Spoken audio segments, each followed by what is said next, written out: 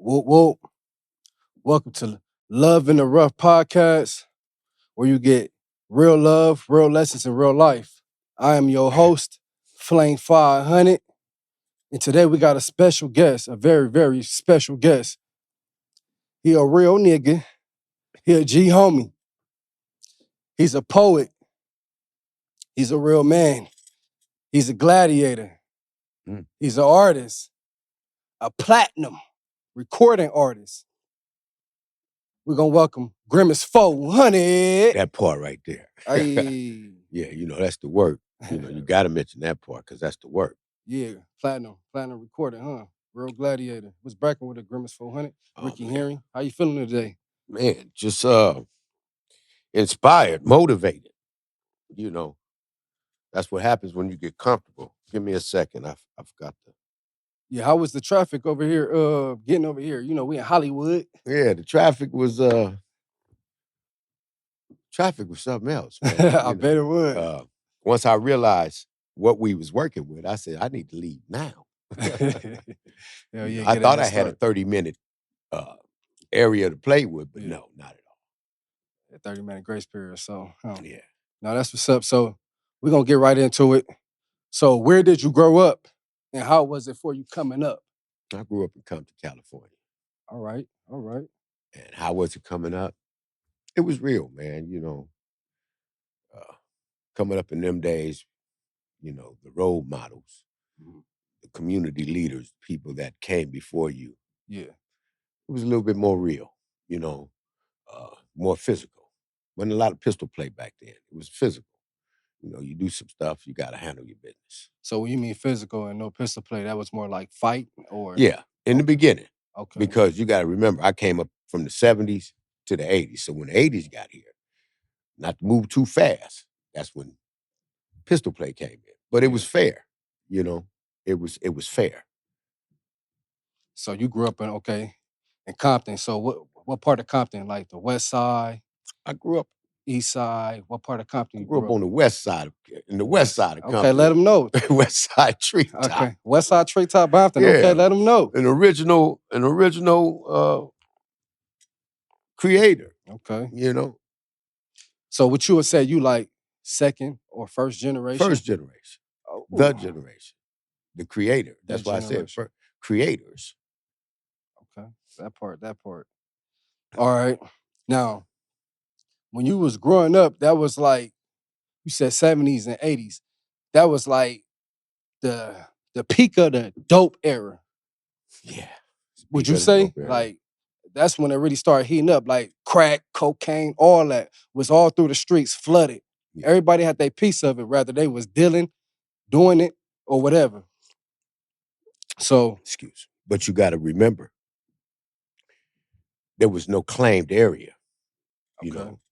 And so there's a lot of stuff going on behind that. A lot of people coming up dead, a lot of wars, a lot of fights, because it was a lucrative business Mhm. and a productive market, and they hadn't really set up any boundaries.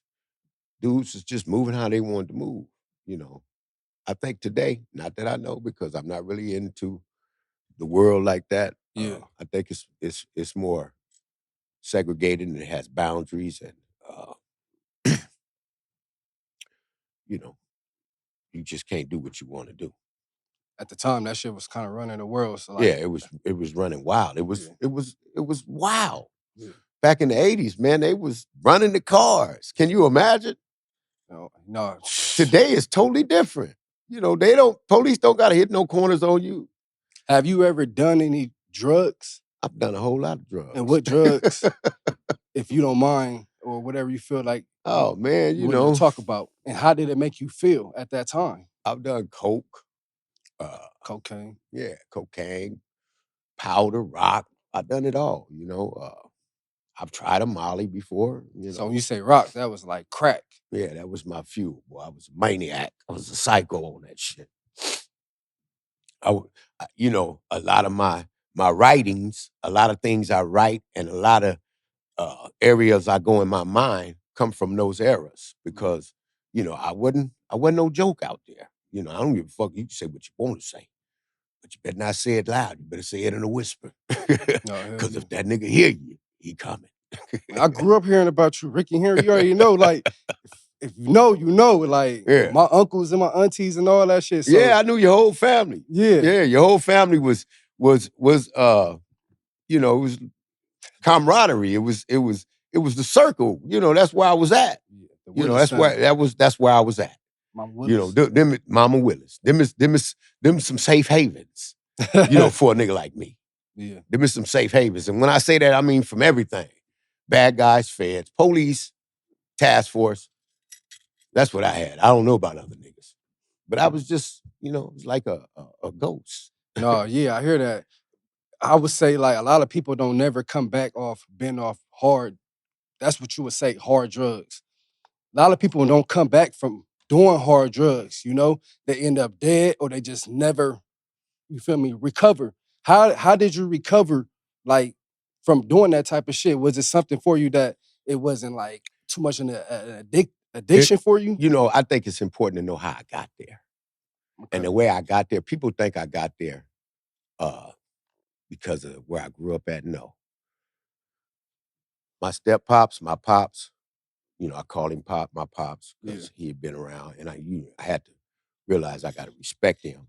You know, it took some time to get there because you know they raised Yeah. me, and when they raised me, they took me out of school. You know, they used to be the pharmacist, they used to be the waterman, they used to be the hustler, all around hustler. You know, him and his crew, his family, Yeah. all his brothers. That's what they was into. You know, and you know, I used to be a gopher.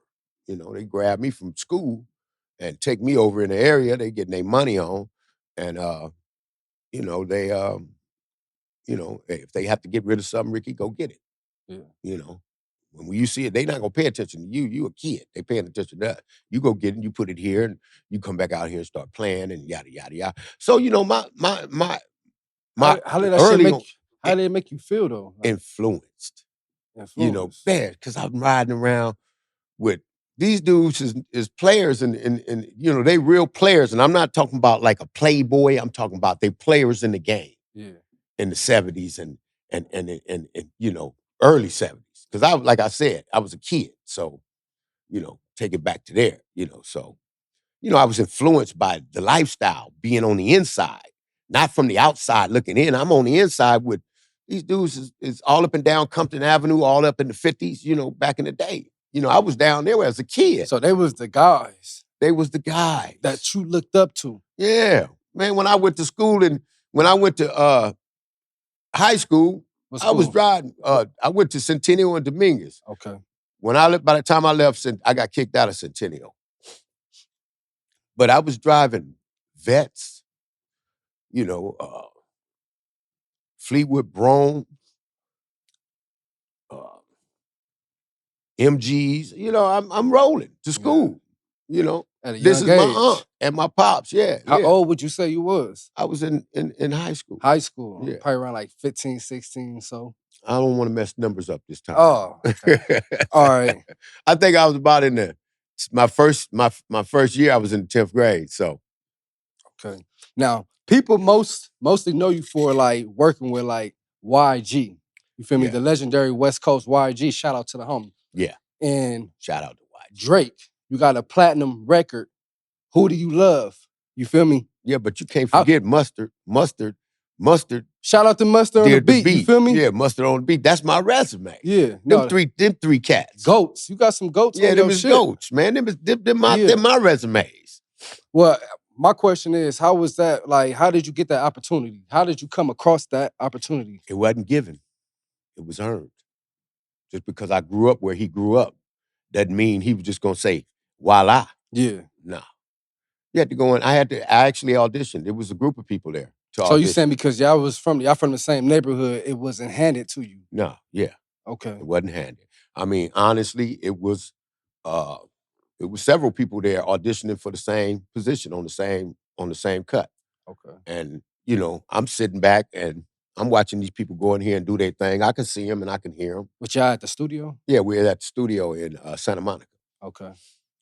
And you know, and I'm me, because by this time I've been around for a minute, you Yeah. know. I'm watching the reaction of the people that's judging, and it was moderate. It was moderate all the way through, and moderate with a little high. Okay. And then when I went in there, I gave it all I got, as I do all the time. You know what I'm saying? That's like I just do what I do. And so it was like some poetry. Everybody I'm was going doing there. poetry. Some people were singing. Oh, okay. Some people was doing they was doing different things. So Okay. honestly, I'm not gonna lie. At that time, poetry wasn't really big in the hip hop industry. So I'll say that too. yeah, it wasn't for intros. You had the hood blazing, the big, Yeah. the city, everything. Man, it wasn't monumental in doing in being a front runner to do an intro. Yeah.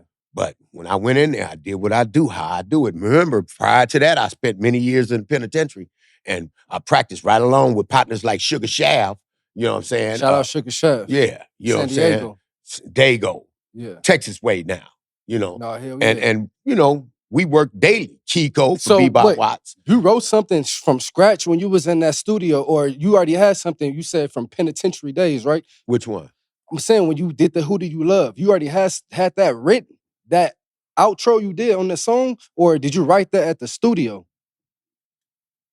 The one in That's the one with Drake. No. Okay. The one with Drake and YG. Yeah. No, for what we was talking about, Blame It on the Streets. No, we wasn't talking about that. No, earlier. Okay. That's the one I wrote on set. Drake and YG was already written. I wrote that in the penitentiary. Okay. All right. I wrote that. And see, always remember that your work is your work. Mm-hmm. And the value and the value of your work is unlimited. If you just don't spread it out there and let everybody hear it, when it's time to use it, you could use it. So you had that one already written? Yeah, I altered it. I cleaned it up.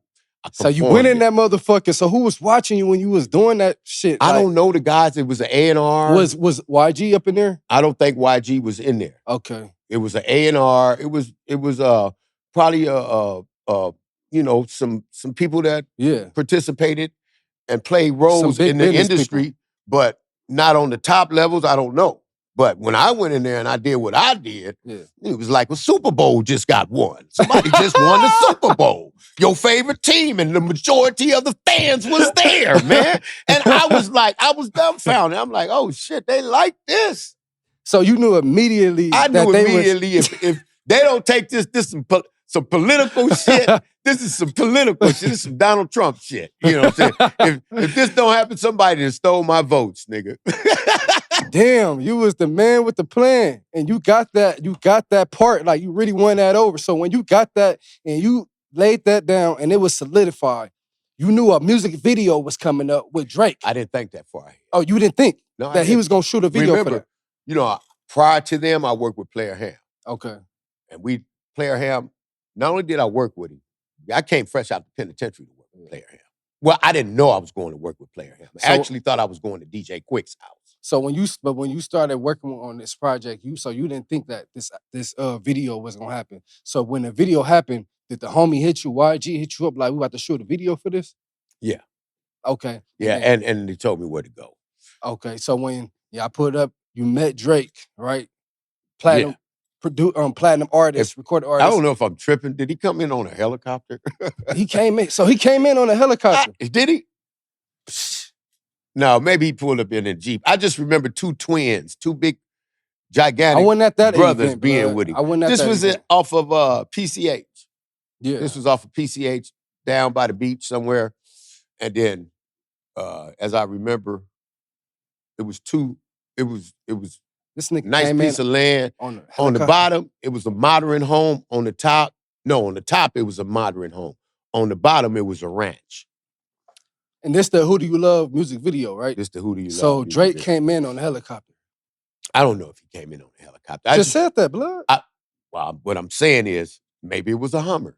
It was a big joint. I don't know. And I just remember him being, escorted from the location with two big old twins. And I was like, damn, did blood just come in on a helicopter? So did you get to meet? So you met bro? Yeah, I met him. So he Yeah. was a smooth like cat. Like how did that go? Yeah, He told we you you ain't did your talking shit. much. I ain't do no talking with him. We met, we chopped it Okay. up, in reference to how they moving. But, it's like I said, it's this how I go, man. My energy vibe towards your energy. If right now everybody focused on this video. And so that's what I needed to do was focus on the video. We bought about to entertain Yeah. the world together.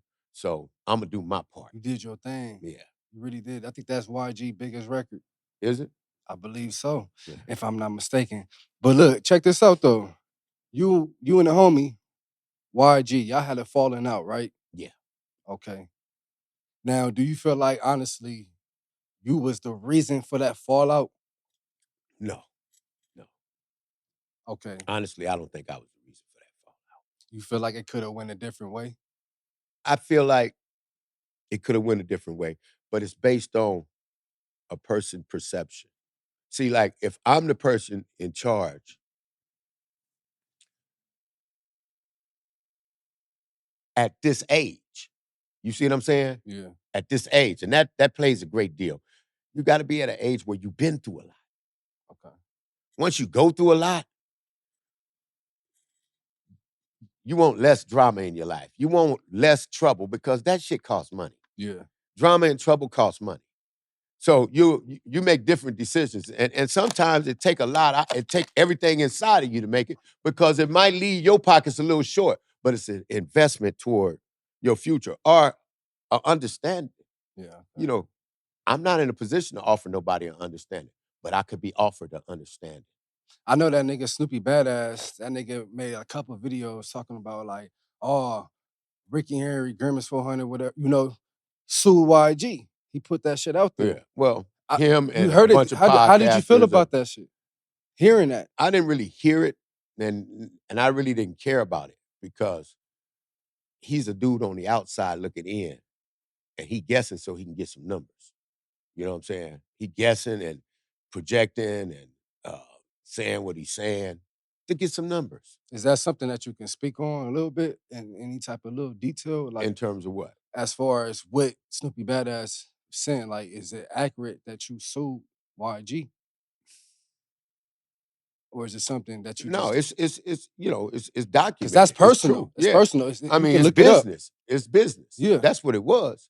It was business, and I had somebody that's older than me that I respect, that's successful and established, explain to me, look, man, this ain't no street shit. This ain't no backyard boogie shit. This is Uh-huh. business. And it's $1 million business, you know. And if you played a role in it, you played a part, and you made it what it was, a part of you was a part of what made it what it was, then you deserve a share, whatever your share is. And my thing is if whatever the case was, a person could have came and said to me, not with everybody's opinion, not with everybody's outside advice. Yeah. Real simple. Check this out, homie. I appreciate, that's what I mean when I say a person's level of thinking. Because younger, yeah, I would have been just as cocky. Younger, I would have been just as rah-rah and So you don't blame him. I don't blame him at all. But at the same token, I wished. Was it so what was it for? Was it over like residuals, like the lawsuit? Well, Was it over money, period. money I'm period? about to be on a platinum album and I ain't got a dime. So that song, that platinum album is Who Do You Love? And I don't have a dime. And I'm told I'm not gonna get none. No.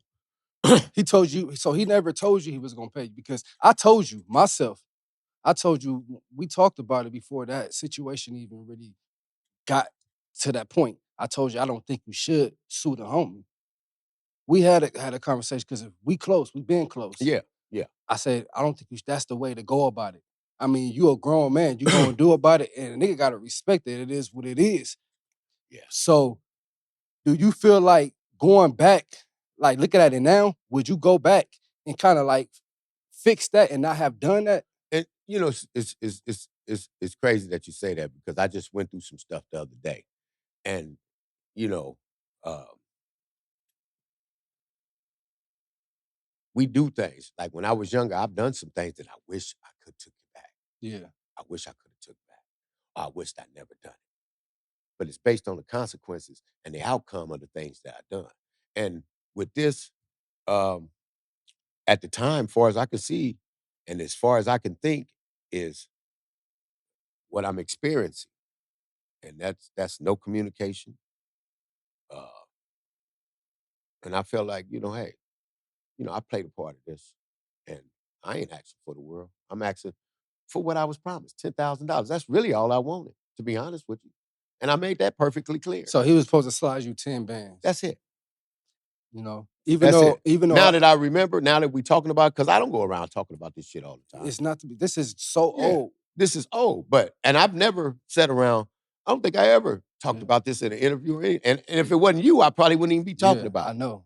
You know what I'm saying? You asking questions, I'm responding. I know. But yeah, I mean, that It's was it. information Just that's 10 out there. bands, You homie. feel me? And it could have been now or later. Or Yeah. it could have just been, hey, look, homie, I got you.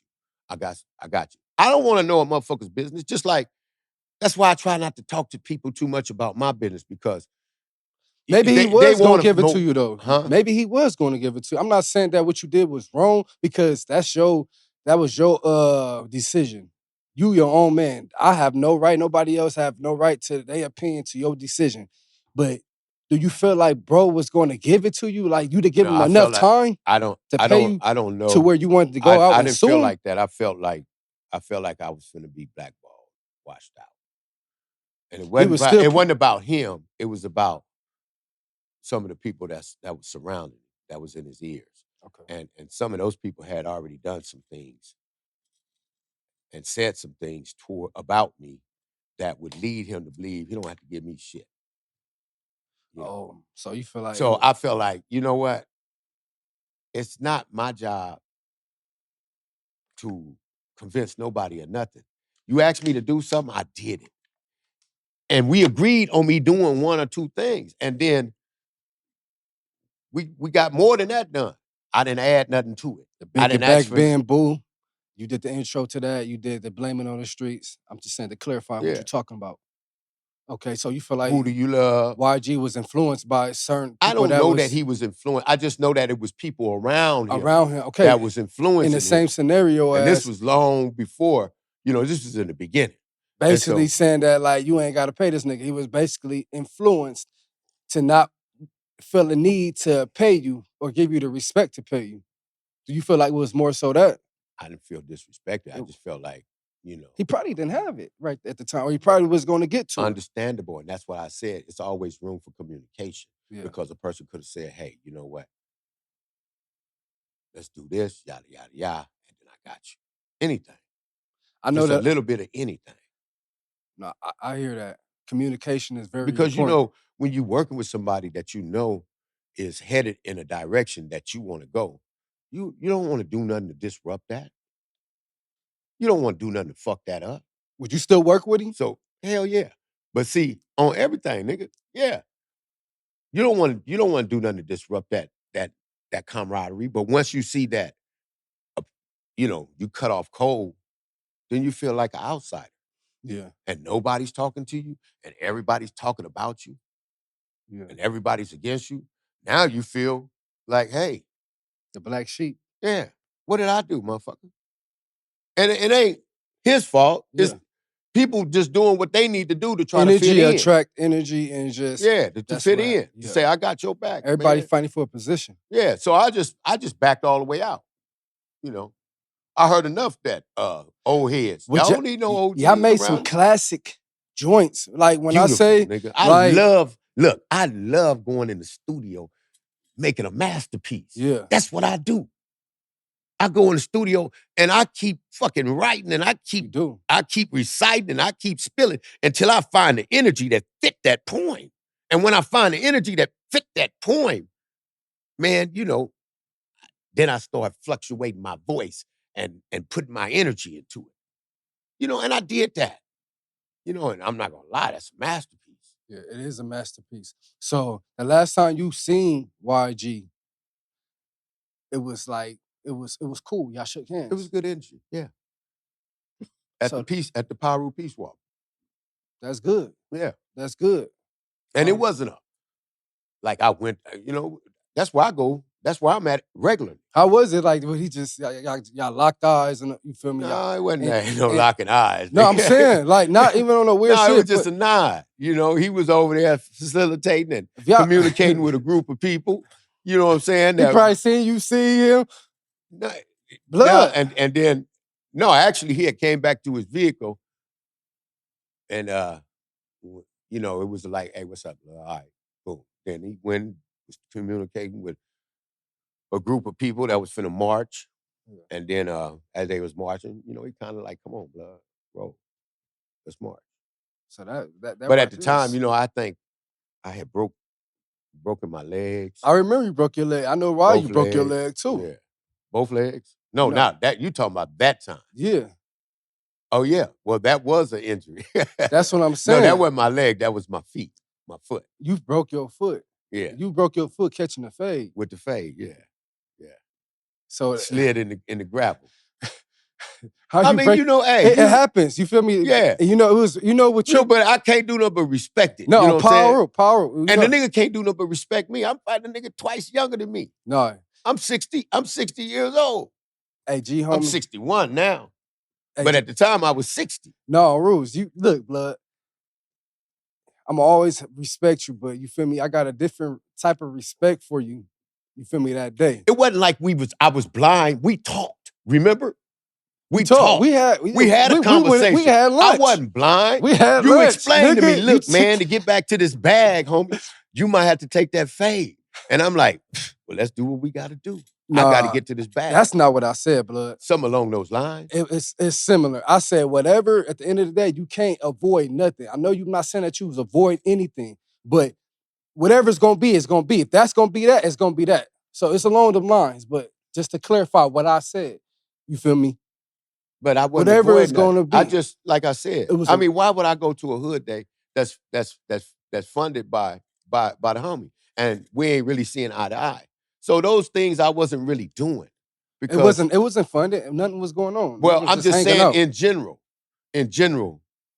I mean, I wasn't liked by a lot of people at the time. Yeah. You know, it's kind of like when I was in the penitentiary. When niggas pulled up. Walking this yard. Wait a minute. It was homies that still fucked with me. Don't get it twisted. But when I pulled up on the yard, you know, I'm finna do. We're gonna get to that. We're gonna get to that. That's okay. Next. But at the same token, my thing when is this here. When niggas pulled up, you feel me? You already know. The way it went is because it was mutual respect on both sides. No, of course. No, I'm not even talking about that when I'm talking about when I was talking about, I wasn't even talking about that. Okay. I mean, but as you said, like, I'm a soldier, nigga. I've been doing this shit before some of these niggas was born. What? You know, before some of these niggas was born. Before I've been in high-speed chases, shootouts, and fights with the police. You know, I done did all this, for real, regularly, every day. Come on, man. Ricky Herring. Was a daily routine in my life. Possibly I'm finna do a high-speed chase. You know, this player, this my brother. And that's, but I'm saying, like, so, you know, this is just regular function. And, you know, it's like, hey, you know, let me just show up and do my part. However it go, it go. I trust my little homies. I don't think they're going to kill me. It wasn't. Nah, it was fair. You know, I lost my gripping. I hit the ground. And they like, back up, let blood up. Yeah, blood. Come on now, blood. On everything. I was one of the niggas, blood, to make sure everything goes smooth. Yeah, absolutely. I never took offense because just ain't nobody above the program. Ain't nobody. That's the bottom line. Nobody's above the program. That was a one-on-one. Yeah, and it was a one-on-one. You know, and hey. You fell between them trash cans. Did I? Was that the gravel? Huh? Ain't with no gravel. You did your the whole thing. Alley is full of gravel. Blood, it wasn't in the alley. Yeah, we were. No, it wasn't. How you think I slipped? It was on the edge. It was in the middle of the street. I walked away unscathed. No, but I'm not saying that, blood, to try to put you down no type of way. No, I'm saying. You did your shit like a young nigga. I ain't even gonna lie. I was impressed, blood. When I say that, hear me when I say that, blood. I was impressed. But I just gotta make this humor, you feel me, at the end of the day. It's nothing wrong with it. It was trash day. The Was it? trash cans is So not that's been, there. hey, look, that's been one of the inside jokes for the longest. Oh shit. Hey, we gonna move on. Hey, so I want to ask you, what's the craziest shit that you ever seen in prison? Something that you can speak on, experienced or seen? Because you come from a different era, so that's hard time. Y'all niggas is up in there. The craziest shit I ever seen in prison. You know. Yeah. The craziest shit I ever seen in prison is a nigga named BB. Mhm.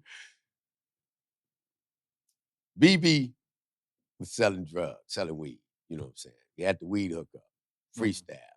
You understand? Outside the penitentiary. But they're building another part to the penitentiary. So every day you go through the work exchange, you go over there, you do your thing. You know what I'm saying? You got to do construction, whatever you do. Man, BB is providing the whole What yard with year is weed. this? Like, I went to jail in what penitentiary? I was in Wasco State Prison. Okay, Uh, I got out in 2007. So this 2007. was from 99 to 2007. Okay. I don't know exactly what year, but in That's between about 8 there. years you did. Yeah, it was Okay. in between there. All right. And you know, BB was bringing the weed in and they fucked around and you know, they got up on him. They realized, okay, this is the man. They went and did raids Okay. along with police outside the facility and police in another state because money was being sent to both locations. Um, but BB, you know, he fucked around and he beat him, Okay. right? Where he was from, BB? BB wasn't no gang, man. He was Right. from San Bernardino. San You know, Bernardino. he was Okay. just a hustler. That's the IE. Yeah, Okay. and he had the good weed. Okay. Motherfucker, they were bringing that shit in by pounds. He was selling quarter pounds on the yard. Damn. Yeah. He had it like Zips. that? Yeah. There was no bullshit. He bringing in a pound damn near every day. Damn. So they raided him on his job at the construction site. But the weed was way up top somewhere, sitting there waiting for the day to end so he can grab it and go. Sitting way up top. When they came, they searched him, they searched the area he was in, but they never looked up. And then they took him, put him on potty watch, yada, yada, yada, all this, bam. He go through the whole process and they say, well, we didn't find that. And so they ended up going back over there. It was a dude named Sergeant Yeager. And Yeager, you know, he played ball straight. So they went back over there to search the area again. Then they found the weed. This is 3 days later. Yeah. Find it way up top. But Yeager said you can't give it to him because it's been 3 days. Anybody could have put it there. So BB got off, Damn. right? BB got off. BB was finna go home. This is the crazy part. BB had somebody send a pound of weed in his dress outs. I mean, in a package. How was it? However, this is on his way home, and he gets caught. Then he goes to do. What the fuck? Yeah, he gets caught, and he go to the kangaroo court because this happened in the penitentiary. So you're not going to a county court. You're going to the kangaroo court in the penitentiary. So BB goes to court. They give him a fresh 10 years, right? This is the crazy part. 3, 4 months into his sentence, he get diagnosed with cancer Okay. on his toe. So they had to cut his toe off. Hmm. Then they spread it to his foot. They had to cut his foot off. What the fuck? Spread it up his leg. They had to cut his leg off. Niggas say BB escaping one piece at a time. What? BB is escaping one piece, Oh one my. piece at a time. Give it a minute, he'd be up out of here. But Oh, this is the crazy part. that's bumming. This is the blood. crazy part. This is the crazy part. I know BB out there. He do carpet today. Last time I seen him. Because he appeared to be dying, Yeah. they overturned the judgment, right? And released him. They freed him. They freed him because he was passing away. He was dying. Because He was cancer dying is from spread. cancer. He's dying from cancer. He's spread. He gets out. He go to the hospital. He goes into remission. Okay. Okay. For those that's probably watching, what is like remission? Remission means cancer it stopped. It no longer shows in his blood, and it's no longer in his body. Okay. After he was released, after all the paperwork was done, BB is So after he go into remission, he's free. He's already been through the paperwork. He's done. So the cost of his freedom was losing a foot, half a leg, half a leg. Yeah, from the knee down. Yeah, that's one of the craziest. That don't sound like a bad deal to me. No, it doesn't. But it was a crazy deal. You see what I'm saying? Crazier deal. Super Bowl Sunday. What the fuck? Somebody beat the hell out of somebody on the yard, and the guards didn't know because they was watching the Super Bowl. But they beat this person to death. Who was playing? Do you remember? I don't remember. I know if I ran around the day room to the other side, the losing team was winning. No, that's some crazy shit. Hey, okay. So the dope era, you feel me, was at its peak when you was like growing up, right? Yeah. And so I say like Freeway, Rick Ross, you feel me? Yeah. He had LA on lock. Okay, so he had the country on lock. He had the country on lock, but he was an LA nigga that had it on lock. You feel me? So do you are you familiar with Freeway, Rick Ross? Do you know him? I fuck with Rick. Okay. I fuck with Rick. I've done some work for him too. So you know him personally? I know him personally, yeah. I've done some good work with him. He's doing a documentary, and I was interviewed on his documentary, as well as when he got out the penitentiary some years ago. We linked up. Prior to that, with my poetry in the penitentiary, I had wrote a poem about his lifestyle, about the shit he went through politically, because I was a political writer. That's a trip thing about it. If you look at the poetry I do, it designates my mental capacity. Where am I at? What am I thinking about? What do I believe in, and what do I represent as I go through life? And as we go through, the character, the integrity of my character starts to grow, because I get more wisdom and more knowledge with more life. Okay, so you say you done work with him. And then you said, so you done something with the documentary that he got coming up.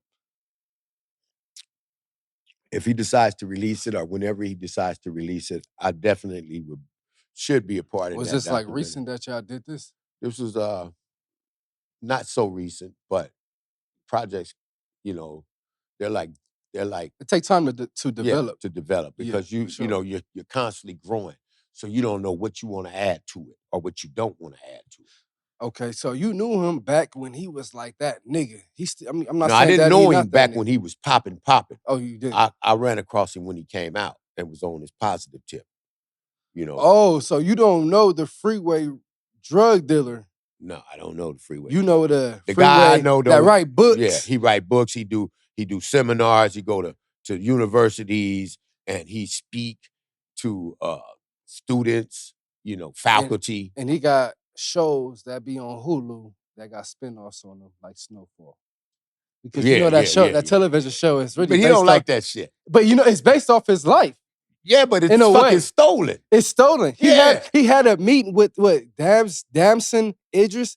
He had a meeting with him. In reference to how to portray his character. Yeah. But prior to that, the real meeting is with the businessman. Yeah. What's his name? The nigga that was producing the shit. Yeah, he died though. Rest in peace. Yeah, he died. Rest in peace. But he misused his information. He did Boys in the Hood and all that. Damn, I hate that I can't come. But they know who it is. Yeah. But he misused his information. So Freeway Rick Ross, he didn't like the series Snowfall. He didn't. Appreciate it. I wouldn't have either. Not if somebody stole my. He only took bits and pieces. You can see where he was ran off. Because it started John Singleton. You see where it started going to the right. When they start coming with lions, tigers, and bears, nigga, hold on. Yeah. Ain't no tigers in Los Angeles, in nobody's backyard. I understand that. But you gotta understand, it's fucking TV though. They got but all his life wasn't look at interesting. This. He had some boring moments. Watch this. Yeah. I don't think he ever had a boring moment with the feds, the police, the White House, Every motherfucker in the White House got $20 bills hanging out their pocket that came out of Los Angeles, Watts, Compton, San Diego, San Francisco, Texas, everywhere. You got to say country, not California. So they was buying that shit too. They was the main Man, ones this buying that shit was shit. across country, man. It was cocaine in the White House. It's still probably, Yeah, but I mean, hey, yeah. I mean, they found a ounce of powder that's what I'm when saying. who was that? The president before Trump? Was it Bush? No, Biden. It was Biden? No, it wasn't Biden that dropped the powder. It was probably his son, because at the time his son had been picked up for participating with some white shit. Now we don't know if it was powder or if it was hard. We don't know. But one thing for sure, he's one of the people that's in and out of the White House that's got some drugs, that do some drugs. So he might have dropped some drugs. Like, oh shit, they searching today. Let me toss this zip. Hey, fat, real quick. I want to touch on the Nolan Wells case.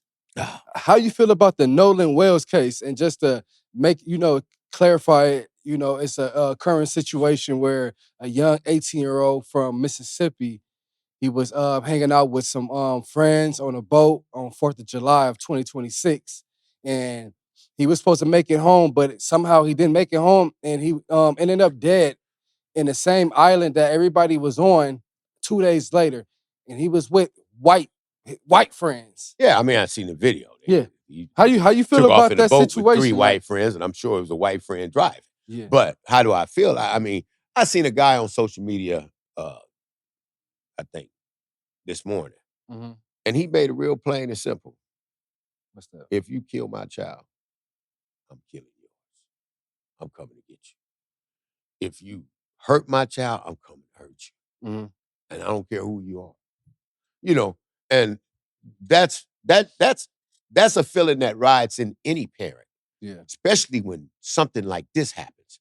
Because It's it's hard to lose a family member or a loved one or a child to natural death, let alone some menacing Been murdered. yeah, something as menacing as murder, and then to be trying to hide it and cover up some shit. And it's obvious because every day shit is leaking out. More and more videos are coming forward. Pretty soon it'll be more and more witnesses, if it's not witnesses that we don't know about already. Another thing I think, if Mississippi is that goddamn corrupt, why is people down there with, shouldn't be no marching going on down there. Yeah. There shouldn't be no marching going on down there. I don't think marching is helping. Okay. And that's the tricky thing right there, because it's like if they was to be violent, it's like we never got nothing out of that from the past, from the Watts riots and all that. So up to now, I feel like being violent now, it's not going to do anything for us. It's really not. I don't think. I feel like I don't think violence is the key. I really don't know what the answers are. because we already outnumbered. We already know that we can be demolished.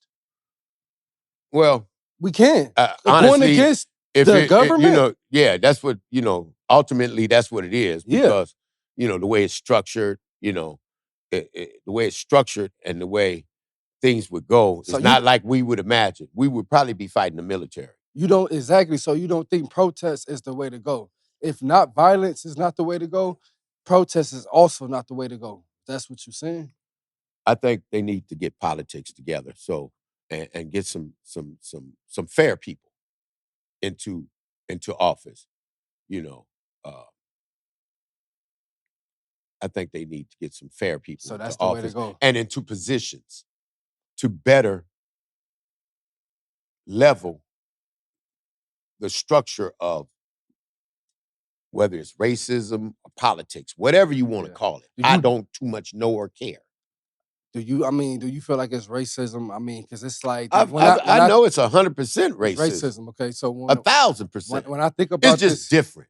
It ain't like it was back in the day where they hang a nigga. No, now they trick niggas.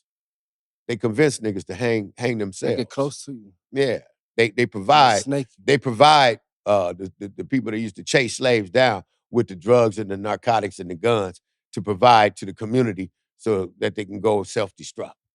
But look, I sound like a preacher if I start talking like that. It's just the damn truth. You know what I'm saying? It's just the damn truth. No, no, I hear that because it's like when I think about this case, And I believe it or think not, about Emmett it's people Till. that ride around every day on protect and serve. And they're not really there to protect and serve. They're there to observe and see who they can get But when you and think what about they can get. when you think about this case, it makes me think about Emmett Till. Do I you think think it's something definitely equivalent to that? Because it's like with Emmett Till, even though that was like almost over 50 years ago, they done something to him and everybody knew what happened. The world knew what happened. It was obvious. He was tortured. The young boy was tortured. And they got away with it. So right now, the reason why I'm comparing the two cases, because I feel like these people is going to end up getting away with it. Yeah. Right now, I don't know about that. I don't think they're gonna get away with it. it's been It's too over. much. It's almost two weeks. It's been over 2 weeks, Yeah, and but they ain't came out with homicide nothing. investigations take a little while. Trust me. They got to soak in all the different conversations, the different information, and from there they have to decipher through it to see what's real and what's not, what lines up and what doesn't, what film show, what do you have on, what do I have on video, what do I have with any witnesses? It's a whole lot. So you are optimistic on the outcome of this case? Absolutely. Absolutely. And then it's the pressure of society. A bad call can cost you billions or millions of dollars in terms of the way the city acts. It can cost you Talking about millions. like So rioting, all that type of shit. if it's the truth, somebody who has a vision could say, hey, you know what? Let's run with the truth. He fucked up. He didn't leave his way out. So we can't support him. Because I'll be damned. We just bought a J.C. Penney's, and I don't want to see it torn up by these niggas. Because that's what the fuck they gonna That's do. what the fuck they finna do. They finna tear up shit. Go on and fuck. And Nolan is way over in Mississippi. But they'll find a reason to tear some shit up over in But they Los got like Angeles. Ben Crump and shit. Like that's what I'm saying. Like even Ben Crump, he was on the George Floyd, the Trayvon Martin case. So it's for like it's always a money grab when it comes to this, and nothing that comes out of it good. We don't come out on top. We don't get justice. Our people, No, black people, they gonna buy their way out. So you feel like Ben Crump? Do you feel like he's a relevant piece of the puzzle right now? I think Ben Crump is a relevant piece of the puzzle because everybody got their own position. You know what I'm saying? If Ben Crump wasn't doing what he's doing, he wouldn't be bringing the truth to light. It wouldn't have provided the Floyd family with retribution for the loss of their brother. Okay. Not so much as feel like finance, they got but somebody retribution for got that? held accountable for it. Okay. The person that put his knee on his neck. He got held accountable. He got sent to prison. Am I correct? Yeah. And he's still there? 60 years ago, that wouldn't happen. No, 60 years ago, he would have walked right on out the courtroom. He would have been sitting in the courtroom laughing. I see what you're But saying. see, hey, if it ain't Ben doing it, it's going to be somebody else. And whoever's doing it is going to get paid. I feel like black people give in too easy, though. Like, they just got to be offered some type of amount of money or whatever. And they would just cover it up. Even with the, like, George Floyd, that we could have been pushing for that shit. Shit could have got, like, pushed more. The Kanika Jenkins, it's so many cases. I heard of that. It's so many cases. I heard of the mom accepting a lump sum of money and the we quick to accept money and just put it under the rug to the public. Yeah. Like, do you feel like going in that direction is the way to go? No. No, I don't think it's the way to go. No. I think it's a means of finances. And I'll tell you this, when you get ready to go to war, you better have some money. So once you get your money, what you do with it is up to you. If you want to forgive and forget, then go head on. I'm sure that guy's not sitting in prison having picnics. The one that choked out George Floyd. I'm sure he's not sitting in the penitentiary having picnics. And all the other tough guys that Man, that nigga did up in some there, wicked shit. he up in there living lavish. You think so? And then he about to come home. And that just leads to my last question really on racism. How do you feel like other ethnicities saying the word nigga? Like just using it in their normal day vocabulary. I've heard it all the time. Me personally, I'm not running around policing people. I don't give a damn what they do. Yeah. I do know one thing: whatever you do is consequences and repercussions out here. So it really don't bother you when No, you it don't hear. bother me. What bothers me Yeah. is because I never really been exposed to it my whole life, and then when I was exposed to it, it bothered me a whole lot. Was actual racism. Yeah. Somebody not calling me a nigga, but they was playing music that was talking about hanging a nigga. And he was playing it, put the speaker in the window right across the street from where we was at. Now, this was in my younger day. That's crazy. Oh yeah, it is a whole lot crazy. This was in my younger day. And in my younger day, I was a beast. I didn't get offended and I didn't get upset because that's emotions. I was never showing emotions when I'm finna go act a fool. Yeah. I just do what I do. That's I found that to make me more angry than anything. But I haven't experienced. So you would say it's different from for example, an Hispanic using the word nigga, talking in just regular Well, I'm not term around Hispanics to know what versus to hear it. to tell you calling you a nigga. It's a difference. It don't matter. I'm not policing nobody, and I ain't giving no hints to No, how it I'm ain't moving. about policing. No, what I'm saying it's is, about just do it bother you? Is it something that bother you? It doesn't matter. I ain't giving no hints that it do. Because if you're doing something that bothers me that much, it ain't really nothing to talk about. And I'm not finna show nobody no sign of nothing. Because niggas is out there documenting with pencils and pens. And they're paying niggas to tell. No, I hear you. I wanted to ask you, I didn't tap in on that a little earlier, but did you ever get the chance to meet the legendary Eazy-E?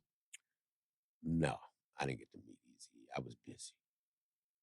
Well, you was okay. We gonna take. Yeah, I was busy. I was in the streets when Eazy-E was turning up and coming up and rapping. I might have been moving on his music. Yeah. I've never been prejudiced toward what he do. So you would say NWA at that time, like they really changed the world. Like they had. I think they made people, I think they kind of broke the bridge. They built the bridge for the next generation. For the next generation to collaborate and open up and start working together. Okay. Because they did a variety of music, and they've done music with a ton of different people. And they had their differences, and I wasn't there. I think I was incarcerated.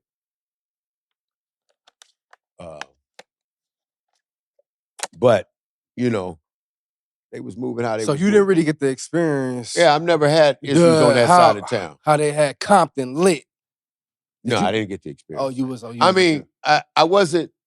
Back then, I wasn't moving around during the daytime, and I wasn't going to parties and functions. I was busy doing some other shit. I was moving around like a ghost, nigga. I was tearing up shit. I was going after the bag, buddy.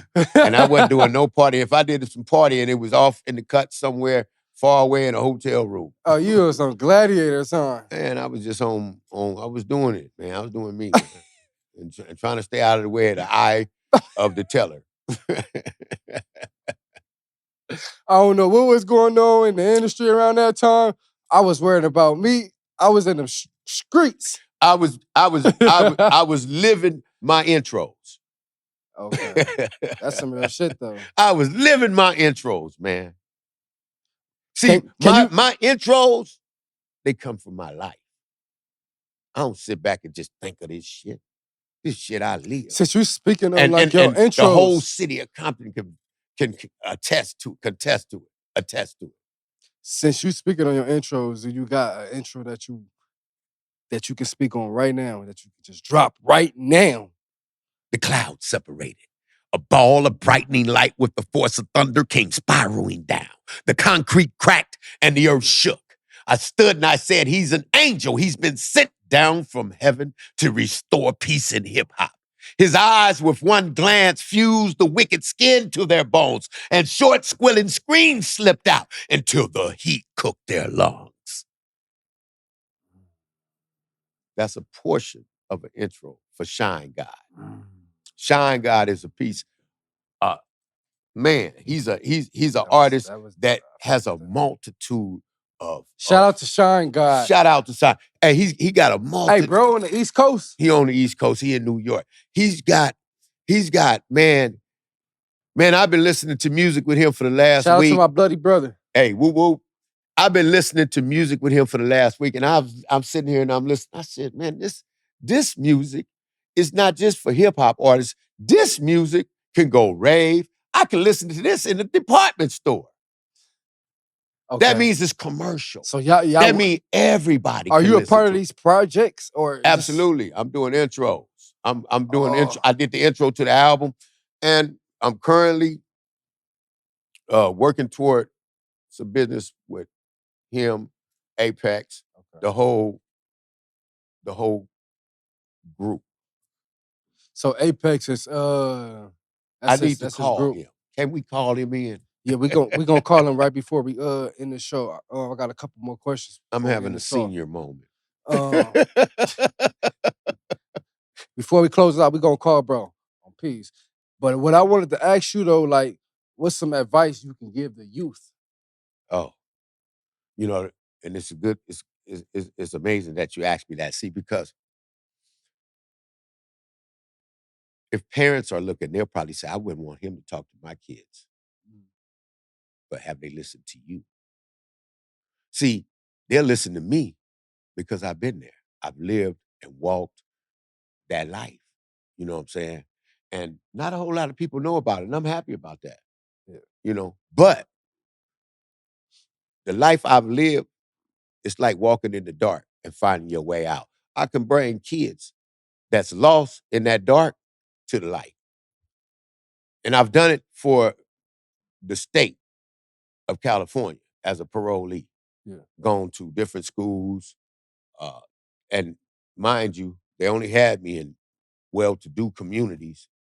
You know what I'm saying? I wasn't over at Compton High. I wasn't over at Centennial. I wasn't at Dominguez. Where you was at? I was up at some high school that was like a college campus, honestly, with vendors and parking lot that looked like it belonged to the staff, with Benzes, Bentleys, and Jags. You sound like you was in Hollywood or something. I don't know where it was. Okay, so what's some advice you feel like you can give? Like, if you can go back 25 years from now or whatever. Stay in school. Get educated. Make health a number one priority in your life, because your health is your wealth. Your knowledge is going to pay you, but your health is going to allow you to live to enjoy it. So those are the main. Don't worry about being accepted. Don't worry about people calling you a square. Don't worry about people talking about you. Just go to school and learn what you went there to learn, and internalize it, and find out what you want to do early in life. Because nowadays things are a whole lot. You can go to school for years and get out, and they're not even hiring in the field that you went to school for. No, that's crazy how fast the world is changing. Yeah. Yeah. So yeah, whatever you're doing, and I'm not gonna lie, in this economy right now, being your own boss is probably one of the best routes to go. And there's some really sharp kids out there that know how to be their own boss. No, it really is. And it ain't selling strawberries and lollipops on the corner. It's doing some real major shit. You know what I'm saying? With this streaming and this hip hop and these they figuring out a way, like to become financially comfortable. No, are you religious? I believe in God. I love the Lord and my Savior. I do. So and it's a real good reason. Are you Christianity? Like, are you a Christian? No, I'm a person that loves God. that believes in God. And that's only because I have a relationship with God. And do I have to convince anybody of it? Not really. I'm going to promote it, but I had my own experience. I had an experience that is, if I tell you, it's going to sound crazy, but it's, and I've been protected and covered in the blood of Jesus. I promise you. I've been protected and covered. These ain't the first niggas wanted to kill me. Yeah. I've been protected and covered. Cause you've been in these streets. Like, man, I've been out here you've for been real, catching fades. You've been out here. I've been in high-speed chases. I've been in a whole lot of shit. You've been getting busted. Yeah, niggas done shot at me. I forgot all about that. All type of shit. At this age, though. We ain't talking about 20 years ago. We talking about 8 months ago, 6 months ago. But what's up with that, though? Do you feel like it's just something that's what I want to tell you. You a married man? I'm married to this industry because I gotta eat up out this You bitch. need a woman to keep your ass in the house. You out here like a fucking young nigga. No, man. It ain't that, You move with dignity and high respect, but I'm saying like G homie blood, you need to be relaxing on the island or something. You need to be traveling the world. Like, that's that type of shit. You don't need to be out here still catching phase with niggas' blood. Like, yeah, I understand your perspective, but that ain't the world I grew up in. Yeah. And I'm not running around here, I don't follow trends and it's the world you create though, man. Yeah, exactly. And in the world I live in, it's a real small understanding. Going to the penitentiary and being in the penitentiary and living through it and getting through it, I learned not to use phrases like, oh man, this nigga did this, and you know what I told him? You know what I was finna do to him? Nah, I ain't never did that. I don't know nothing about that. It's what I do. I do what I do, and I don't talk about it. I move how I move. You feel my pain. And you're gonna respect it if you survive. And if not, we're gonna have a mutual understanding. Because I stand on my the truth about who I am and how I get out and how I move. It ain't been nice. I ain't only fought street niggas and had trouble with them. I'm fighting sheriffs ever since I've been getting arrested. Something that I notice other people don't do. When they talking about looking up your ass with a swap cooler over your head, blowing freezing cold and telling you to strip down. And I'm looking at a nigga that's like 6'7", 6'8", 300 pounds, like, So at this, and you finna take this? And, shh, don't say nothing. Nigga, please. Look, I'm right here. Oh, you the one with the scissors up your ass? No, bitch, I don't got no scissors up my ass. But you not finna look up my ass looking for no scissors. You just take me to the hole. So at this age, though, dude, is that something that you still want to deal with? Type of shit that you I don't. Last place I want to be is in somebody's being incarcerated, detained.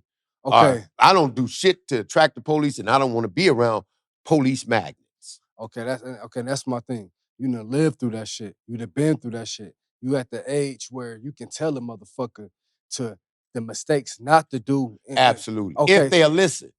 So that's what some people will get irritated if you try to tell them some things. What would you tell the youth? What would you tell me? Like, or the niggas that's younger than me to avoid the mistakes that you then made in your life? To be honest, I just tell you, keep focused, continue doing what you're doing, because look at us, we in Hollywood. We started in the neighborhood. I remember when you first came around. Yeah. You had crazy hair. Red hair, blood. Yeah, red hair, and you wanted to be on. And I was on, blood. Yeah, you was on at the time. Yeah, and I'm still on, blood. Yeah, absolutely. Yeah. But I'm just saying, I remember when you first came around, and we didn't have a clue that what is it, 8 years, 6 years, 7 years, 9 years? It's over 10 years, blood. 17 years? It's over 10 years. Over 10 years? Damn, how time flies. From the time we didn't have a clue then. Do you remember then? On the block. Yeah. We didn't have a clue that we would end up here right now doing what we doing on your own accord. Ain't nobody dangling no We ain't puppets. You don't got nobody to answer to. I ain't got nobody to answer to. Kiss nobody ass. Lower my self-esteem. Destroy my self-worth. No. Sometimes that's all I got. I got to protect that. I'm not giving that away. I don't give a fuck if I'm broke.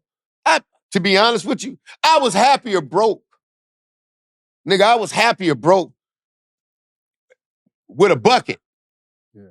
Because I wasn't trying to impress nobody. It'd be like that. I wasn't trying to impress nobody. I wasn't aware that people was observing me. I was broke for a day, then I go out, and I'll make a ton of money. Then I'll be broke again. Yeah. But I wasn't running around concerned about how people perceived me. I didn't care. That wasn't my world. I wasn't in this world like this. I was a ghost. Nigga, I was in the cut. I was staying in and out of hotels and motels all across California. Because I was doing me. I was, nigga, going to get it. So you saying not to say that money don't make you happy. Money is money not don't just make the you answer. Happy. You can ask happiness. Anybody. Money provides a nice, comfortable life. It ain't. But it's not your happiness. Happiness is within. Yeah. It's within yourself. And then if you pick the right people to be around that encourage you, that really support you, that really love you with no conditions, that makes all better for the pie. But if not, then you still gonna go through some struggles and some strains behind some bullshit. Ego, jealousy, hatred. And the worst kind is the people that be right next to you and you can't even see them. Oh. But deep down inside, they don't like you. They don't. Yeah. They don't. But then they'll never tell you. And then that's where the God factor come in. Because God can see them for who they are if you can't see them. Mm-hmm. And sometimes he just remove them on out of your life. Just push them on the side. You don't even got to ask. If you just got a good relationship with God, I talk to God all the time. I don't give a damn. When that motherfucker was shooting at me, I was like, damn, God, I can't call 911. So I got to call on you. So this was recent. You was getting bust at recent. Yeah. But you was just like driving? Man, I was rolling, man, and all of a sudden, we ain't going to talk about what I was in, but all of a sudden. You ain't got to say. No, I'm just saying. All of a sudden, I can realize I'm like, what the fuck going on? The fuck going on? Nigga, what the fuck bothering me for, boy? Nigga, this some bullshit. So I'm rolling. I'm like, well, fuck it. I'm finna go home, nigga. I pass 1,000 police on the way home. Maybe you'll speed or I'll stop and you'll crash, whatever. But, nigga, I went through the turning lane to go left, but I went right. And I said, damn, this motherfucker did the same thing. Ooh. I said, oh, yeah, he on me. And the whole time, it's like a terrorist, like one of the mad bombers hanging out the plane. With bombs tied to him. I ain't seen no gun, though. So I'm like, what the fuck going on? Right? Then I said, let me stop and see what the fuck going on. I was going to get out the next thing I know. Yeah. Boom, boom, boom, boom, boom, boom. It wasn't just the shooting. It was the fact that the car was vibrating. And I said, what the fuck is this nigga? But wasn't no windows going out. None of that. And so I said, well, he do got a gun. So I did the next best thing, nigga. I hit that motherfucking V8 and smashed that bitch to the ground and was rolling. You know what I'm saying? And I wasn't looking back. So did you lose him at this point? No. Nah, I got to another area and he let off another barrage of bullets. Oh. But again, by the grace of God, I was protected. Yeah. I was protected. And I didn't do a real good job at protecting myself. So that's what I mean when I say God be there for you. And I would have thought that you would have been going off on him back, throwing bombs Baghdad. But no, not at the time. Shit happens. Niggas get caught slipping sometimes. Yeah, it was a hard week, man. And rarely. My L's wasn't the way they were supposed to be. There was some shit going on. So if I would have got pulled over, they probably would have went through the whole vehicle. And then I would have been caught up on some petty shit. Yeah. So I don't really run across a lot of trouble. I don't need this bitch today. For sure you did. For sure I did. Yeah. You know, and it happens like that. You feel me? But I'm glad that you here, man, and here to be able to just give a little insight. Hey, You feel me? you Just a know, little if you insight. got if you've lived as long as I lived and you've been through the same predicaments and situations that you, your family members, and the block where we grew up at, Yeah, even though I didn't grow up there, I kind of grew up there. yeah. It was my second home. But our roots is there. Yeah. Treetop Paul Rock. Yeah. So you know, yeah, I can be of some help to somebody who can't see or think outside of a certain rim, Yeah. but it's up to them. You know, I do have a plan on going to talk to kids at these junior high schools, Okay. you know, and high schools. Really, it starts younger than that, elementary, you know. But yeah, I do have plans to go talk to some kids, and that's my goal for the future. Once I get established and on my on my own thing with this, where I'm the direction That's I'm headed, dope. that's part of the plan is to talk to kids before I go, you know, and work with kids. Okay, so when you say going to go talk to kids before we wrap this up, going to go talk to kids, like you talking about as far as mistakes to avoid, just Well, when I did it life. for the government, for the state, Yeah. for parole board, it was about drunk driving, and that's a good place to start. Okay. And the way they did it is, it was a couple of months before graduation because apparently You was a during, drunk. huh? So you was a drunk at a point. No, No. no, I'm going to talk to kids about drinking and driving. Okay. I've never had a DUI in my life. Okay. You know, I didn't get arrested for drugs or alcohol. So that might be some shit I did in the past, but I ain't never been arrested for it. I ain't never been so consumed by it that it controlled my life. Nigga ain't never been caught for it. Hey. Hey, what I want to ask you, like, what do you feel about like what happens after death? This is my last question for you. What do you feel what happens after death? You know, I'm gonna be honest with you.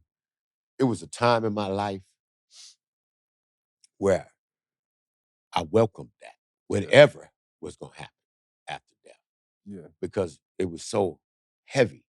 It was such a burden. Nothing was going right.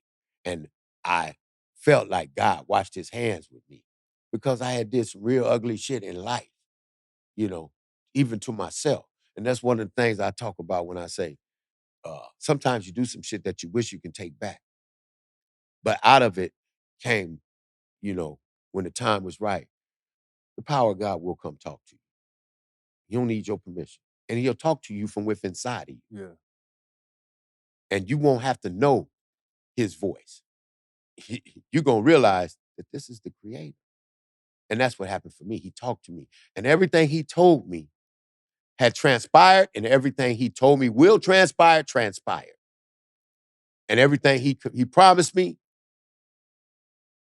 I'm living proof right now. Because Living prior to this, testimony. my life was a mess. My life was a mess. You look good, man.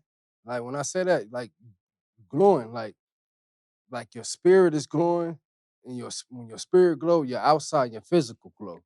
You look happy. You look healthy. Yeah. You look at peace. And that right there says everything. That is powerful. But Yeah. everything that you'd have been through in your life, Yeah. I'm Think giving about you it. your flowers, G homie. Yeah. You feel me? Yeah. You are definitely a stamp, a staple, A statement, a staple. a staple. Yes. I appreciate Real talk. that. Yeah. You know, and I just want to I appreciate you coming on this on my podcast, you know, Love in the Rough. Absolutely. You know, we go way back. When I say way back, my way back. Yeah. But you feel me? I learned a lot from you, man. You'd have been there for me in situations that was tough, you know? And just to see you here today, shining and glowing, man, Yeah. I want to be like you when I grow up. Yeah. Pyro, like real talk. So I salute you, man. If there's anything that you want to say, you want to give out your Instagram, your following, you want to give any I ain't shout tripping on outs, none of that. I you ain't know? tripping. People know who I am. And the people that don't, maybe they don't need to know. I don't give a fuck about all that. Yeah. What I want to say is, man, I like the people I'm working with. You know, I like the people I've been around. And I like the people that like me. Yeah. You know what I'm saying? And I got some great friends all across the country. You do. And I don't see them all the time. But I do know one thing, I can trust them. You do. I enjoy life. And when I'm in a better position, I'm gonna reach out to help people. I don't give a fuck about money. Money's a lot of problems. It brings around a lot of fake people. You look like money though. I work. That part. You know, and I'm not talking about physical work. What is I that? work at doing the right thing, like eating right, Okay. not drinking. I drank for a minute about 3 or 4, 5 months ago. I mean, a couple of months ago. But I come to a realization, you got to stop, man. You about to tear some shit up. Yeah. You about to go back to the old you. And that's not what I want. Yeah. But I got a good family. I got good friends. I don't have all my immediate family. All my brothers and sisters, aside from, is gone. You know, They lost a lot of people. yeah, Like, a lot of a important lot of people. homies, a lot of people I grew up with. My homies just isn't a title that the world give them to to to to, to substitute the word homies with YNs. No, my homies is people I grew up with that we had fun together as kids, and then we grew up, and everybody went their separate way around 12th grade, whatever, 10th grade. You still think about them to this day. Yeah, I still think about some people.